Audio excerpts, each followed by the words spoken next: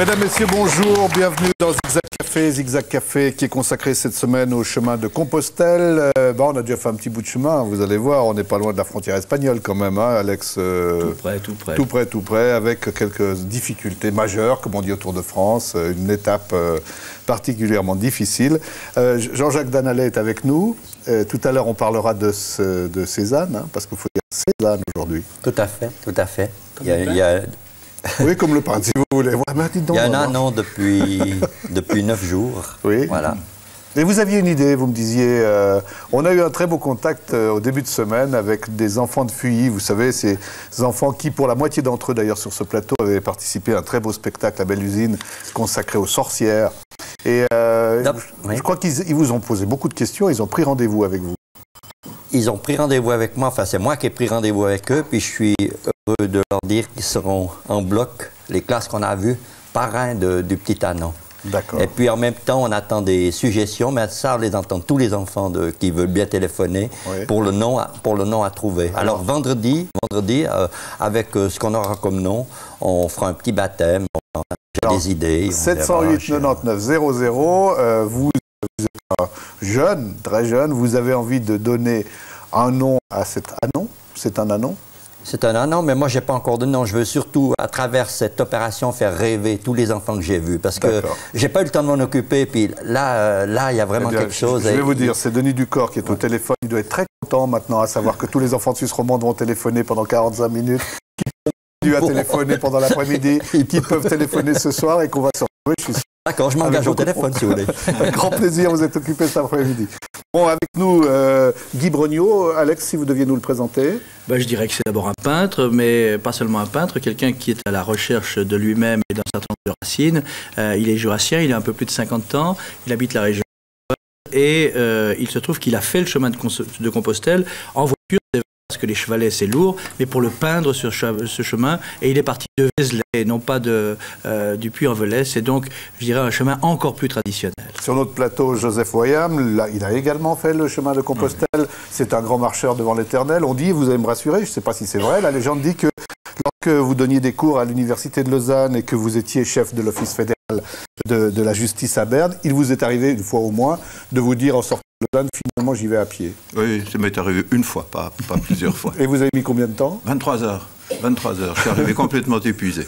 Oui, je comprends. Bon, il faut rappeler aussi que Joseph Wayam est à l'origine, en tout cas, a collaboré très fortement à la rédaction de la Constitution jurassienne. Juste encore un détail, on dit qu'elle vous est venue comme ça sous un sapin pendant 48 heures.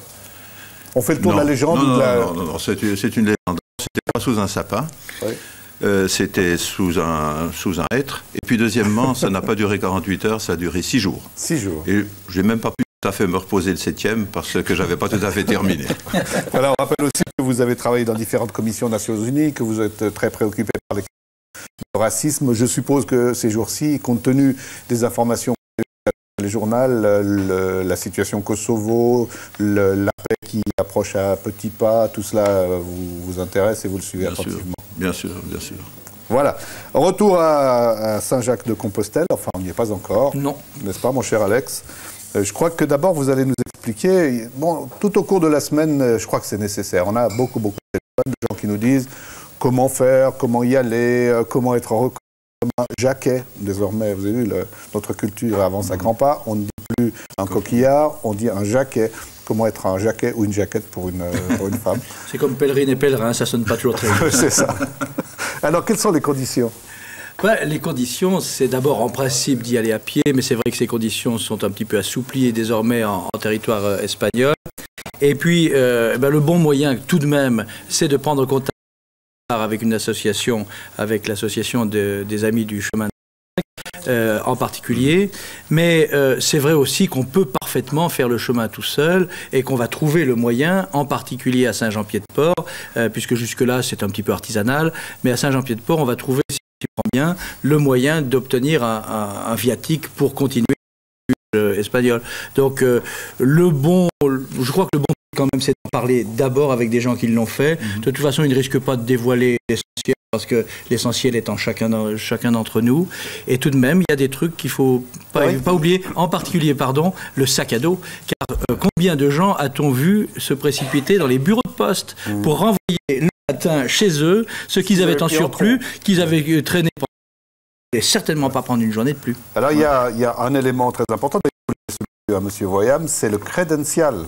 Ouais. Le crédential, c'est justement ce qu'on reçoit quand on peut attester ou affirmer et se faire croire qu'on est allé jusqu'à Saint-Jacques-de-Compostelle à pied. En voici un exemplaire. Je ne sais pas si vous le voyez ainsi. Ça, c'est le diplôme de fin d'études quasiment. Et puis le crédential qu'il faut aller faire timbrer dans toutes les sacristies qu'on rencontre, ou presque. Un crédential qui compte 12 tampons. Test qu'on a passé par tous ces endroits. Alors vous avez fait la même chose, cher Alex? Écoutez, je vous propose que nous nous retrouvions là où nous étions hier, c'est-à-dire à Saint-Jean-Pied-de-Port, au pied des Pyrénées et à 2 pas de la frontière espagnole. Entendu. Consulat officieux et poste avancé du chemin espagnol, le centre d'études compostellanes de Madame de Bril. Je suis désolée que vous arriviez à Saint-Jean-Pied-de-Port sans crédential. La crédential est un carnet de route qui est délivré aux pèlerins associations auxquelles ils appartiennent. Il y en a partout en Europe. Si vous n'êtes pas membre d'association qui vous aurait donné ce papier, je vous le remettrai au vu d'un mot de présentation, c'est-à-dire un parrainage de quelqu'un, si vous êtes chrétienne, du village, sinon de votre directeur de banque ou autre secrétariat de mairie. Toujours un parrainage. Ce matin, face à Madame de Bril, le pèlerin est une pèlerine, Chantal, venue de Lausanne et qui tente d'obtenir le crédential, ce précieux viatique sans lequel il ne faut pas espérer dormir à bon compte dans les gîtes, les refugios espagnols. Mais sans doute lui avons-nous involontairement la présence fortuite de notre caméra a manifestement marche, Madame de Bril étant connue des pèlerins comme un rien. Mademoiselle, merci. Bonne route. Au revoir. Donc si je comprends bien, si mademoiselle n'était pas passée par là, elle risquait d'avoir quelques problèmes un peu plus loin. Oh, de toute façon, j'aurais... Sinon, je l'aurais adressé au chanoine de Roncevaux, délivrer le même papier, mais au prix d'un interrogatoire poussé. Parce qu'en fait, les critères, qu'est-ce que c'est? Simplement prouver l'identité ou prouver qu'on est croyant? Ah non, non, pas du tout. Il faut, pour avoir ce document qui vous donne accès au refuge en Espagne, il faut aller à Saint-Jacques et le prouver. Sinon, nous sommes envahis, les de randonneurs, de clochards, d'aventuriers, de tout. Il faut donc aller à Saint-Jacques le prouver, être à pied, à bicyclette. Tout ce qui est motorisé est considéré comme touriste et se fait héberger dans les hôtels. Anaïs n'étant pas considérée comme un cheval vapeur, nous voilà, nous aussi, munis du crédential. Chantal s'est jointe à nous et l'appréhendait de franchir seule le col de Roncevaux. Quant à notre logeuse, elle priera pour nous sur ce chemin qu'elle connaît bien. Que jamais, mais chaque année nous allons à Roncevaux, au mois de septembre, et là on part à 4 h du matin avec la petite lampe électrique jusqu'en haut d'un toit, et là on s'installe, on s'assoit, on admire les paysages, c'est très beau, on attend la levée du jour, et après on mange quelques pruneaux, on boit un café chaud qu'on a dans les thermos, et on et nous arrivons pour 10 h pour la messe. Côté espagnol, côté français, il n'y a aucune différence. Nous sommes basques et ça se passe très bien. On prie sur la route, on rigole, on se raconte des blagues et puis c'est très sympa. Il a vu un En voisine, Madame de Bril est venue par le passe-porte pour nous souhaiter bonne route. Ici, à Saint-Jean, malgré l'affluence des pèlerins et des touristes, nous aurons eu le sentiment d'appartenir à une petite famille. Mais le chemin nous a aujourd'hui, il ne sera sans doute pas de tourpeau.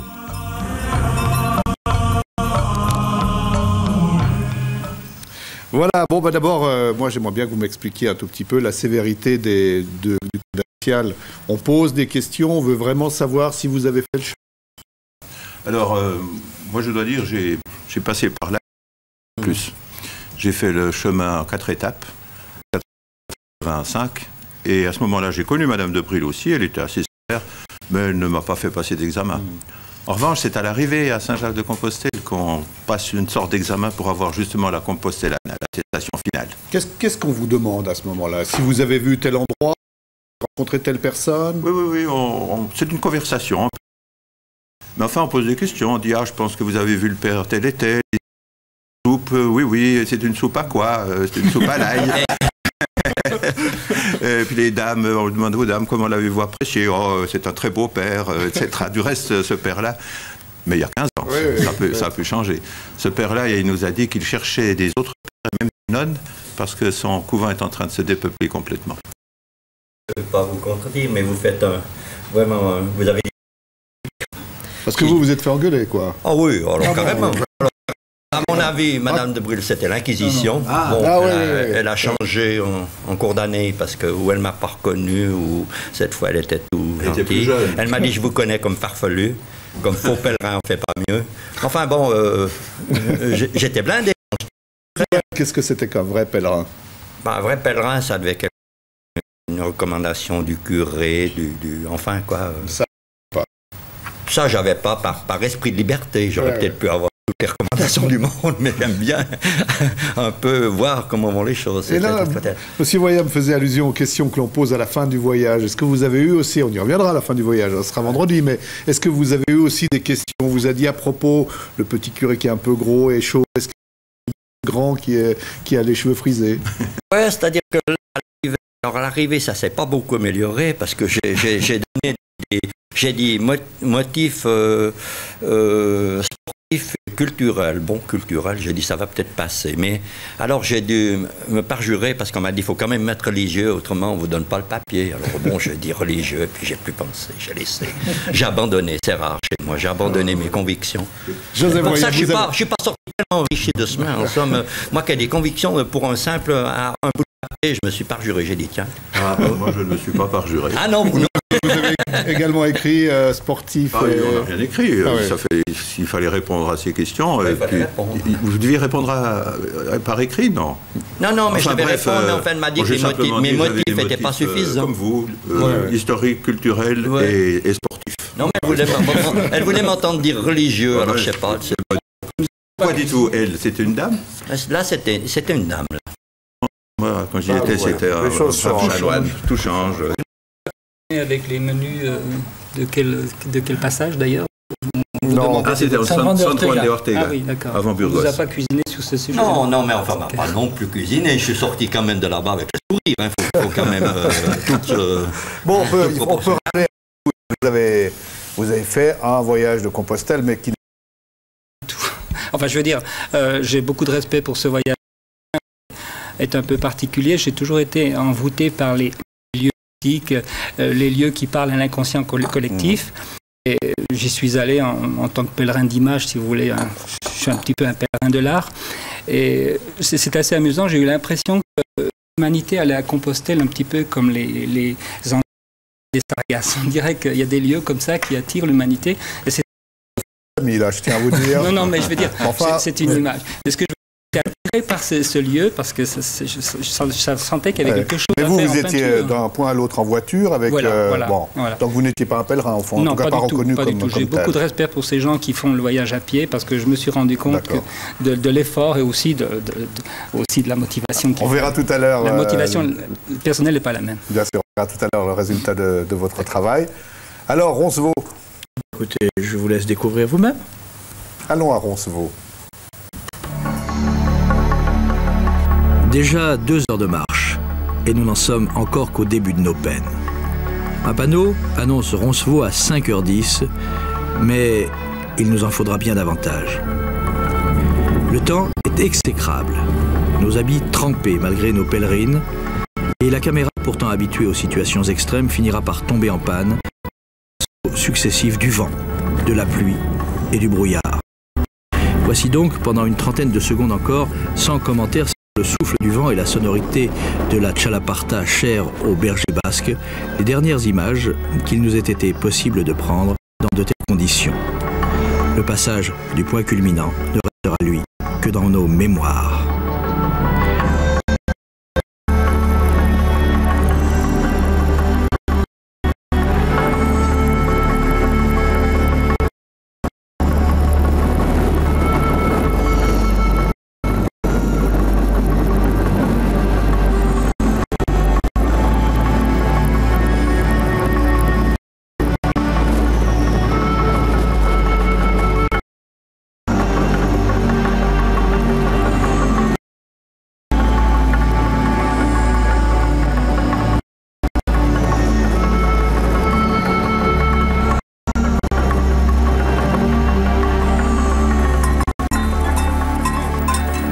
Versant espagnol, plus tard.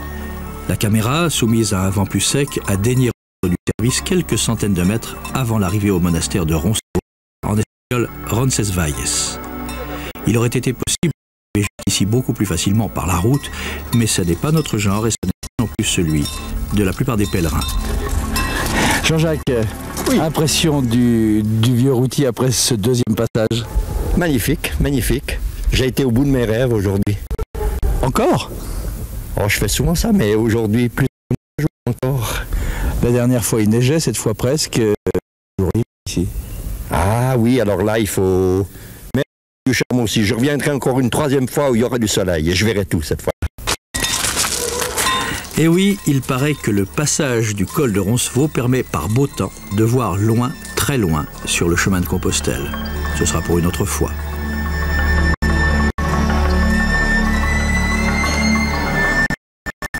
Alors Alex, avant que nous parlions des difficultés, on a vu cette jeune femme qui vous accompagne pendant une ou deux étapes. C'est donc quelqu'un qui se déplace tout seul, elle est lausannoise. Est-ce qu'elle vous a dit les raisons de ce voyage qu'elle fait? Elle fait l'entier du voyage de Compostelle toute seule. J'ai l'impression qu'elle ne les ait peut-être pas encore dites à elle-même. En tout cas, j'ai voulu lui poser la question devant une caméra et un micro. Elle n'a pas souhaité. J'ai parfaitement respecté, bien sûr, ce désir. Je crois qu'elle est à la recherche d'elle-même, peut-être aussi d'un second souffle, mais je ne voudrais ni en inventer, ni en dévoiler plus. Alors elle va faire quand même chose étonnante que vous nous avez racontée. Elle va faire quelques étapes avec vous. Ensuite, vous quittez. On verra ça tout à l'heure. Mais elle revient en arrière parce qu'elle se dit ce chemin que j'ai fait avec 2 compagnons et un âne, ça compte pas pour moi, peut-être. Hein. Je ne sais pas pourquoi. En tout cas, elle a pris un bus. Elle est retournée au point de départ. Et j'ai eu un email parce qu'elle a dû en trouver un quelque part. Elle était sur le chemin et que tout allait bien. D'accord. Roncevaux, quel souvenir en avez-vous? Moi, j'en ai pas un très grand souvenir. D'abord, le col, il a été passé de façon très facile. C'était un beau jour. Pas les mêmes conditions. Non, pas du tout les mêmes conditions, en quelques heures. C'est pour ça que j'en garde pas un tel souvenir. Nous sommes passés près du chêne de Saint-Louis, au-dessus de Saint-Pied-de-Port, et ensuite le col à 1500 ou 2000 mètres, quelque chose comme ça. Ce que j'en garde, c'était le vol des gypaètes. Vous les avez vus, vous ne les avez vus?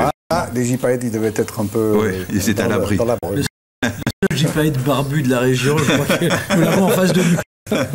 Et l'arrivée à Roncevaux, pour moi, ça a été plutôt décevant parce que je me suis adressé, j'ai frappé à la porte, je me suis adressé à un moine ou quelqu'un comme ça, le portier qui était là.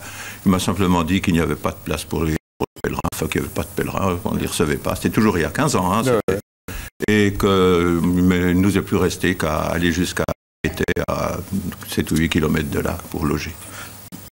Le deuxième passage de Roncevaux, apparemment quand même, c'est beaucoup moins tranquille que l'expérience vécue par Joseph Voyam.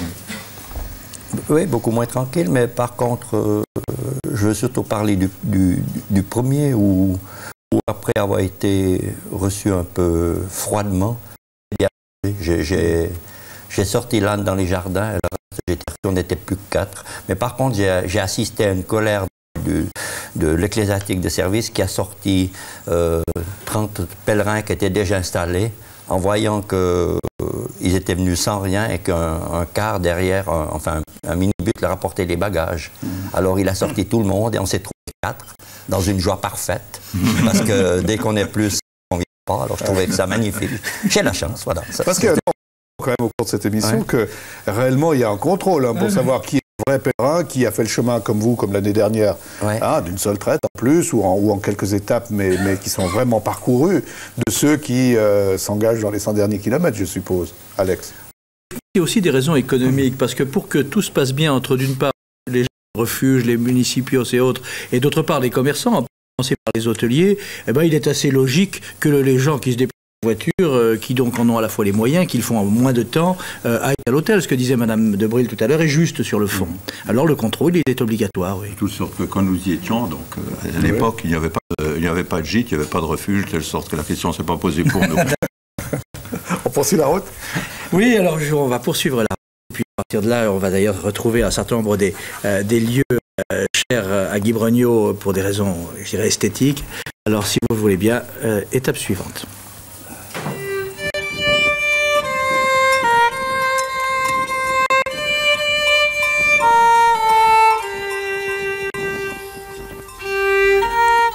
Après le passage du col de Roncevaux, Chantal a encore fait chemin commun avec nous pendant quelques étapes, plus faciles. Mais aujourd'hui, à Puente-la-Reina, nous avons décidé de reprendre séparément nos bâtons de pèlerin. Chantal avait commencé à s'habituer à Anaïs, et Anaïs à s'habituer à Chantal. Chacun, pendant quelques jours, avait donc pris sa part de travail quotidien, au moment même où les habitants de la région décidaient, eux, de se lancer dans une éphémère grève générale.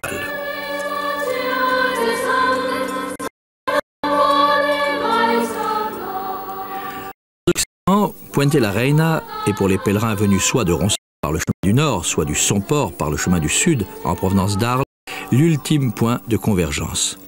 À partir d'ici, il n'est plus qu'un chemin jusqu'à Saint-Jacques, à moins d'aller suivre la côte, ce qui est certes plus spectaculaire, mais beaucoup moins habituel. Nous, au contraire, c'est ici que nous nous séparons, parce que nous sommes finalement différents, et parce que Chantal, venue sur le chemin pour trouver une certaine paix intérieure, entend s'y consacrer par la solitude retrouvée. Ce qui n'exclut pas un ultime échange de bons procédés. Chantal était allée étriller Anaïs, tandis que, de notre côté, nous lui apportions son sac à dos jusqu'à la porte ouest.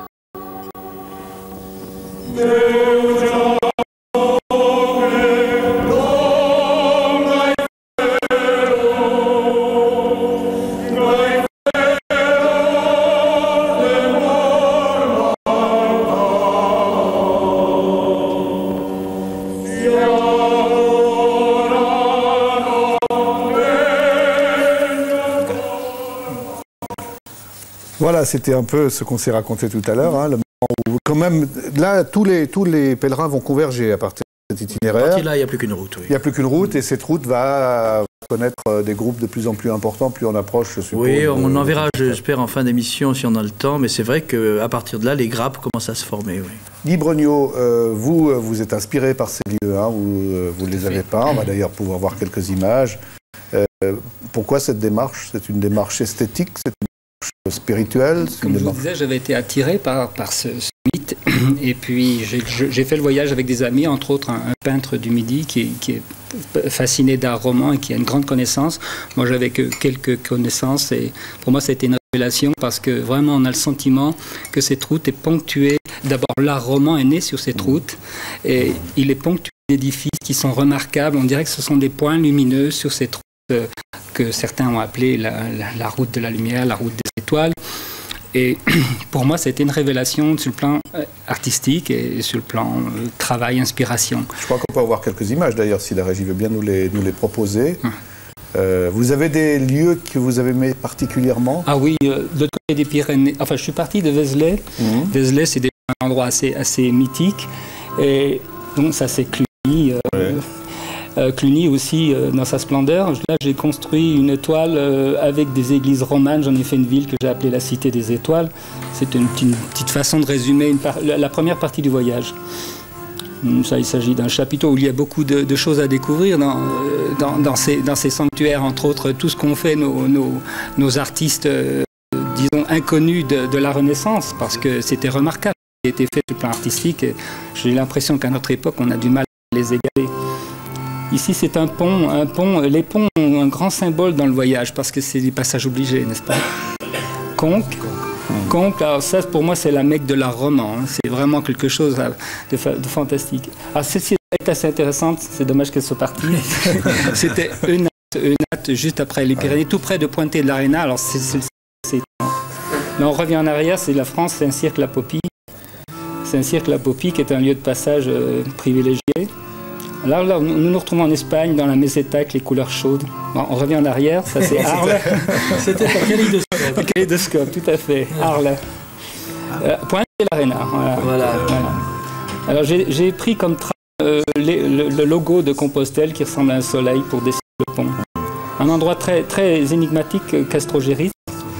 Fromista, une très belle romane sur la route de l'Espagne. Mais vous, une des plus belles. Au fond, vous l'avez faite en combien de temps, cette route, pour avoir autant d'œuvres? Vous imaginez, si je l'avais fait à pied avec le chevalet, j'aurais dû mettre au moins 2 ans. Ouais. Et là, je l'ai fait disons, la première année en 1 mois pour la partie française, aussi en 3 semaines dans la partie espagnole. Et puis les gens, lorsque vous étiez en train de peindre, est-ce que c'est... Je ne peignais pas, je prenais des croquis, j'ai ensuite à l'atelier. Mais disons que lorsque vous étiez sur place, est-ce que les pèlerins que vous voyez passer sont des pèlerins qui s'intéressaient à cela? Oui, bien sûr. Vous on avait des conversations, oui. Bien sûr, oui. J'ai même eu des pèlerins qui faisaient des croquis, parce que je n'étais pas le seul à faire des croquis, c'est tellement beau, c'est une révélation au niveau paysage. Je crois que tous ces messieurs-là peuvent le confirmer. On voit des paysages, surtout le matin, le soir, remarquables, surtout en Espagne. La traversée de la Meseta, c'est les couleurs du désert, c'est quelque chose d'assez révélateur. Joseph Voyam, vous avez beaucoup voyagé, hein, vous aimez beaucoup marcher, vous êtes allé dans quantité de pays.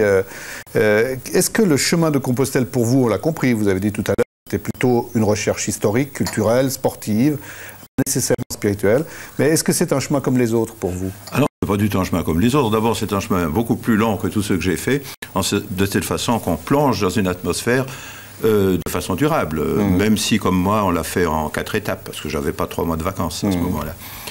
Et puis, c'est un des chemins les plus culturels que j'ai jamais fait. Les autres chemins que j'ai faits, c'est surtout des chemins qui sont intéressants du point de vue sportif, du point de vue de la nature, mais pas beaucoup moins du point de vue de la culture. Alors c'est un chemin tout à fait particulier, et quand on l'a fait, même si ce n'est pas sur le plan spirituel, mais c'est aussi sur le plan spirituel, on se sent véritablement très enrichi. Alex, où va-t-on? Je vous propose de continuer justement avec quelques bribes de culture sur des chemins et des couleurs qui changent chaque jour.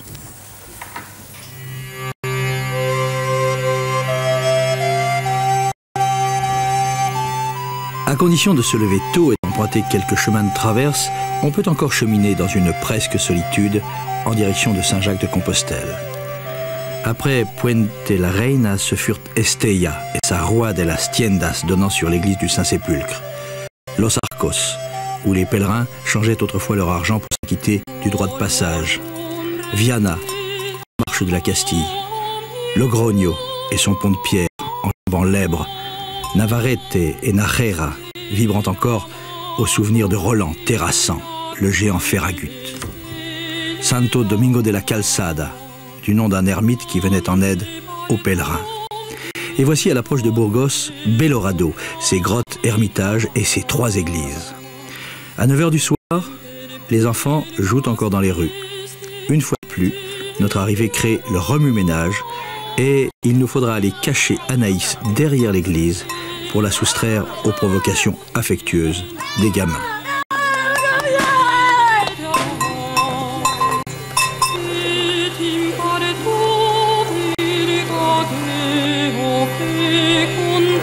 Le lieu est sûr, l'eau abondante, mais l'herbe est un rien râpeuse au palais.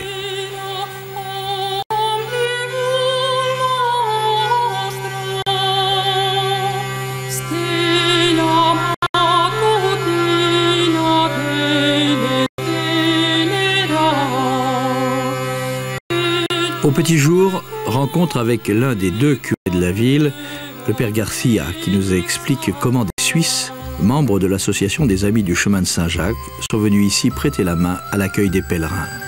Je pense que c'est par hasard, c'est que sont les pèlerins qui sont passés à Belorado, ils sont vus allí très sympathiques pour eux, ils ont dit c'est une expérience de faire un lien, on dit, entre l'association des Suisses et la paroisse, l'église de Belorado. Mais aujourd'hui, en lieu et place des Suisses, un Quaker londonien, Dennis. Je suis plutôt là comme humain, je dois le dire. Je suis membre d'une église, je suis un Quaker en Angleterre. Mais nous avons fait ensemble, ma femme et moi, El Camino l'année dernière. Et l'expérience m'a beaucoup plu, surtout la convivialité, la coopération. Et je crois que ce sens de coopération, partager, être là pour tout le monde, ça me plaisait beaucoup. Notre grand travail, c'est de nettoyer, de faire le nettoyage. Ça dure à peu près 2 heures, parce qu'il faut nettoyer presque tout et faire les lits et ramasser toutes les ordures et tout ça. Et puis après, nous avons dans un peu de temps, et puis vers midi, les premiers pèlerins arrivent. Et en ce moment, ils arrivent presque tous ensemble, parce qu'ils ont peur qu'ils ne vont pas trouver de lit. Il y a tant de gens maintenant sur la route. Pour les mêmes raisons, il va être temps que nous reprenions le chemin. Les gamins de Belorado n'ont pas découvert la cachette d'Anaïs, ou alors ils ont sagement respecté sa tranquillité, à moins qu'ils n'aient eu peur d'un méchant coup de sabot. Bref, notre Annès a passé une excellente nuit, nous aussi d'ailleurs, puisque nous avons dû nous rabattre à grands frais sur la dernière chambre d'une pension de famille plutôt cossue. Retour donc aux choses simples, le temps de bâter Anaïs, nous redeviendrons à notre tour de simples pèlerins.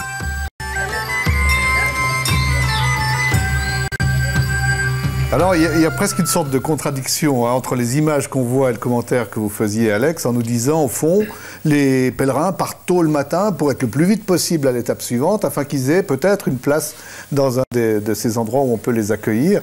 C'est curieux, ça, non? Quelle contradiction? Dans le fait qu'on a l'impression que tout le monde se déplace tranquillement, que c'est un voyage intérieur, et puis ce sont des gens qui sont très préoccupés, au fond, parce que il faut quand même pouvoir. En ce moment et cette année est vraiment tout à fait exceptionnelle. Il y a eu une montée en puissance.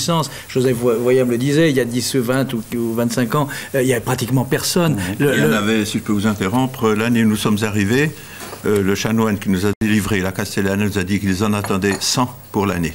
100. Voilà. Et maintenant, vous disiez 30 000. 30 000. Oui, et puis on est au-delà cette année pour toutes sortes de raisons. D'abord parce qu'il y a en effet une campagne médiatique en Espagne, ça c'est pour les Espagnols, mais d'autre part parce que ce sera une année jacquaire, donc une année où la Saint-Jacques tombe un dimanche, et en plus ça sera la dernière du siècle, et même du millénaire. Donc pour toutes ces raisons, on peut le dire, dès maintenant, l'armée espagnole est en train de construire des villages de tentes, comme pour les réfugiés, à la périphérie de Santiago. Ça ne trahit pas un peu l'esprit quand même du pèlerinage de Compostelle à l'idée qu'il y a une foule pareille qui va se... Oui, finalement... mais les gens se disent, et ils le savent, ils l'ont déjà vu en 93, et ils se disent que le soufflet va retomber ensuite et qu'on va revenir à des proportions plus normales. Mais à part ça, dans le fait que les gens partent tôt, les étapes étant toujours les mêmes, entre 20 et 30 km, ça a un inconvénient, il faut se lever tôt, ça a un avantage, on arrive tôt. Et dès lors qu'on a obtenu une place dans le gîte ou dans le refuge, eh ben on pose son sac dessus, il n'y a pas de vol ou pratiquement pas, on est libre, et c'est à ce moment-là, si on n'est pas trop fatigué, qu'on part à la découverte de la cité dans laquelle on est arrivé. Jean-Jacques Danalais, sur les 30 000 qu'on attend cette année, est-ce que vous pensez qu'il y en aura beaucoup qui vont se déplacer avec un âne? Est-ce que ça se fait fréquemment, ça? Ben, ça commence à se faire fréquemment, mais le problème, c'est qu'il y en a beaucoup qui partent et il y en a peu qui arrivent. Parce que l'âne se révolte, parce qu'il se fatigue, parce qu'il le Au traite départ, mal, l'âne est mal choisi. Vous choisissez un âne qui est petit ou qui n'a pas les proportions. Il faut déjà savoir ce qu'on veut faire et faire une analyse de l'âne avant et l'entraîner et savoir quel animal on a. Comme Modestine, c'est une Poitou, enfin, pas tout à fait peu race, mais elle est bien plaisante. Ce sont les ânes les plus grands. Tout à fait, tout à fait. Alors si vous choisissez un petit âne, vous avez le désespoir. Pour ça, je veux dire, en France, où je me souviens plus l'endroit, une dame qui s'occupait de chevaux, quand elle m'a vu avec l'âne, elle m'a dit, écoutez, mon bon monsieur, voilà ma carte, parce que je viens vous chercher n'importe où, parce que beaucoup partent et ils font comme les chats, ils abandonnent les animaux en route. Ah oui? Ah oui, ça se voit, ça se voit. Ça se voit, tout à fait. Comment faites-vous lorsque l'âne a décidé de ne pas continuer, ou lorsqu'il a peur d'escalier, comme on a vu tout à l'heure, il hésitait un peu, ou... Comment faites-vous pour le rassurer quand même J'ai une bonne tête.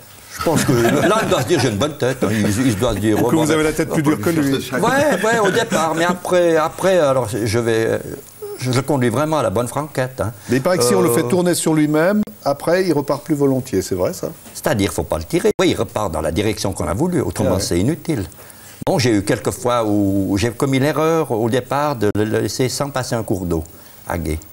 Et ça, je l'ai payé tout le voyage, pratiquement tout le voyage. Une fois, il passait où il y avait 30 cm, et j'avais de l'eau plein les souliers, c'était inénarrable. Et la fois d'après, il y avait 20 cm et il ne passait plus. Et si tu n'as personne derrière, comme quand je l'ai fait au mois de décembre, alors c'était inouï. Alors tu attrapes des cheveux gris, enfin j'en ai assez, mais tu en attrapes. Voilà. Pardon. Ça peut nager. Ça pourrait nager en théorie, mais ça ne veut pas. Certainement que ça pourrait nager. Avec les bagages. Joseph Voyam, vous vous souvenez, vous, de gens qui ont fait le même parcours avec un âne Oui, j'ai un de mes compatriotes jurassiens qui l'a fait, mais il y a déjà longtemps, il y a une quinzaine d'années. Il s'appelle Marcelin Babet. On nous en a parlé encore quand nous étions en Espagne. On nous parlait de Marcelin et son bourreau. Et malheureusement, cet âne, au retour, parce qu'il a fait l'aller-retour avec l'âne, au retour, a mangé de l'if en France et en est mort. Ah oui. Ouais.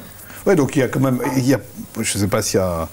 N'importe qui ne peut pas acheter un âne et se dire je vais faire le chemin de Compostelle. Il faut quand même un peu d'expérience. Ne serait-ce que cela. Bon, l'expérience, ça s'acquiert. Moi, j'ai déjà bien préparé l'animal. J'avais fait des marches un mois avant avec...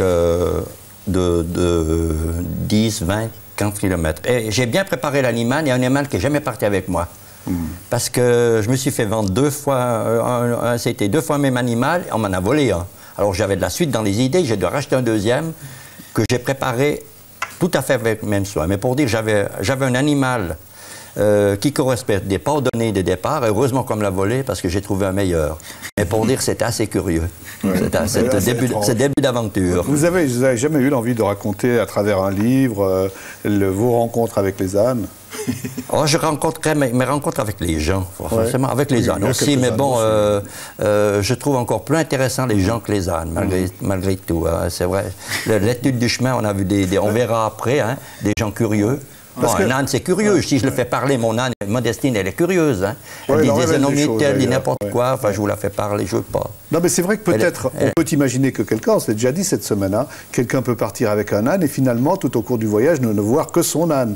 Parce qu'il y a trop à faire, parce qu'il est trop près de l'animal, il n'arrive pas à s'en détacher. Je me demande la sincérité de tels récits. Vous savez, si moi je veux vivre un peu de littérature, comme ceux qui écrivent, alors sur les ânes, alors ils mettent tout d'un coup qu'ils ont beaucoup de difficultés à ânes, mais ils augmentent un peu la dose. Et, bon, on lit pas que des vérités, je crois qu'on a pu voir dans les livres. Sur les livres qui l'âne qui a des difficultés avec vous, psychologiquement parlant. Mais je pense, hein, je pense. J'en doute pas, il faut déjà faire autre chose. Hein? Pour une je pense qu'un certain nombre de gens rêvent de psychanalyser votre âne. Ben, c'est bien. Autre séquence. Oui, une séquence qui justement, on le verra davantage demain, mais qui en effet va permettre de voir encore des paysages espagnols et de voir que petit à petit, le flot humain grandit au point de devenir quasiment périlleux.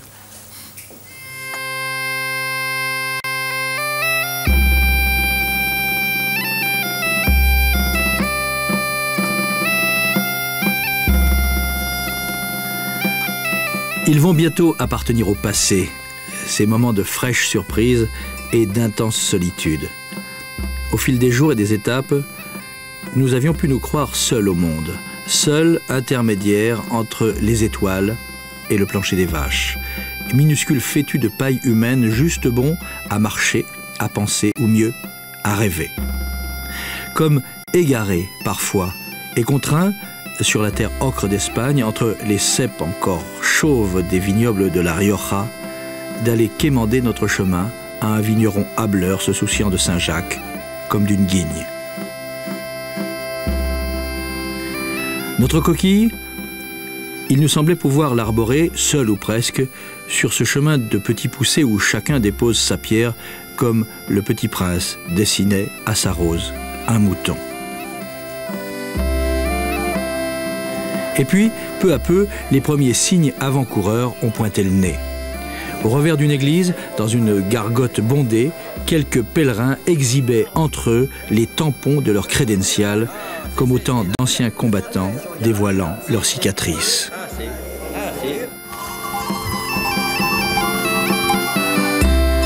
Sur le chemin, nous devenions peu à peu des moutons, dont sereine, Anaïs continuait à se détourner, folottrant à l'envi dans la poussière d'un chemin qui, au fil des kilomètres, allait menacer de virer au goudron.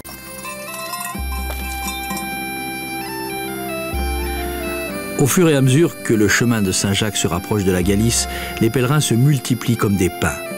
Pas étonnant, il suffit de 150 km à pied pour prétendre au diplôme final. Mais la plupart des Espagnols, rameutés par une publicité qui envahit jusqu'au petit écran, préfèrent par décence rejoindre le chemin en Castille, histoire de tester leur équipement tout neuf avant de franchir finalement à Saint-Jacques, entre fierté bue et vanité inconsciente, le portique de la gloire. Oui, ils sont derrière nous les chemins de solitude et les rencontres de hasard. Pourtant, même mêlés aux pèlerins de la dernière heure, il n'est pas possible que nos compagnons d'un instant, connus ou inconnus, discrets ou expansifs, se soient mués d'un seul coup de soleil magique en sportifs étriqués. Non. Et nous le verrons bien demain, au pied du Cebreiro, dans l'incroyable Refugio de Rato, où les plus marginaux parmi les pèlerins se croisent et s'entremêlent sans pour autant violer la solitude et le silence intérieur de leurs voisins. Le chemin n'est pas fini, l'aventure non plus.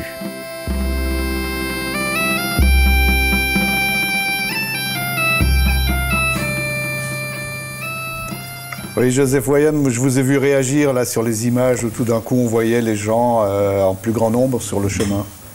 Moi, je suis extrêmement surpris de voir ça, et heureusement je ne l'ai pas vu, parce que je voulais faire un pèlerinage, pas une procession. Bien sûr. Et en fait, pendant tout le parcours, nous avons connu 3 groupes de personnes. 3. Ouais. Et peut-être que je peux vous en parler d'un seul. Il s'agissait de jeunes délinquants belges qui avaient été donc condamnés à la prison et qui subissaient la dernière partie de leur peine, pendant 4 mois, en faisant la marche d'Ostende jusqu'à Saint-Jacques-de-Compostelle pendant 4 mois. Extraordinaire. Et ils portaient leurs sacs, ils portaient leurs tentes, leurs batteries de cuisine et tout, à peu près 20 kilos chacun. Et je me suis dit que c'était vraiment quelque chose d'extrêmement bon, parce que j'ai vu ça moi-même. Ces jeunes gens, en général, ce sont des jeunes gens qui ont perdu leurs racines, qui ont perdu leurs repères, qui n'ont pas beaucoup d'intérêt pour rien. Et leur donner quelque chose qui leur permet d'être fiers d'eux, de pouvoir en parler après coup, je pense que c'est leur donner beaucoup plus que de les garder enfermés dans une prison. Alex ? Oui, sur ce point, pour devancer l'appel de demain, vous dire que demain, nous recevrons justement sur ce plateau des jeunes toxicomanes, d'anciens toxicomanes plus exactement, qui ont fait le chemin, soit pour se tirer de la toxicomanie, soit pour, je dirais, se solidifier après s'en être tiré d'une autre manière, et ça confirme ce que vous disiez. Joseph Voyan, vous êtes venu avec votre bâton. Il est... ouais. Quelle est son histoire, au fond ? Eh ben, c'est un pensionnaire de l'hospice de Saint-Ursane qui a courbé une tige de noisetier apparemment, et puis une amie m'a fait se coordonner aux couleurs de l'Espagne. Alors le voilà tout entier. Il avait 10 cm de plus quand je suis parti. Comme il n'est pas ferré, il est devenu un peu plus court, mais toujours assez long pour moi. Aujourd'hui, vous disiez que vous étiez surpris par les images que vous avez vues. Aujourd'hui, si des gens ont envie de faire un voyage historique, culturel, sportif, un peu à votre manière, dans des lieux qui seraient tout de même un peu plus désertiques, où leur conseilleriez-vous d'aller ? Alors là, vous m'embarrassez un peu. Parce que vous ne voulez pas leur dire, au fond, c'est ça.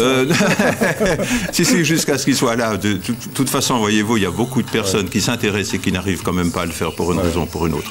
Mais je ne saurais pas bien quoi vous dire. Pour ma part, j'avais l'intention d'aller jusqu'à Jérusalem, mais j'ai arrêté, j'ai renoncé aux frontières de la Hongrie.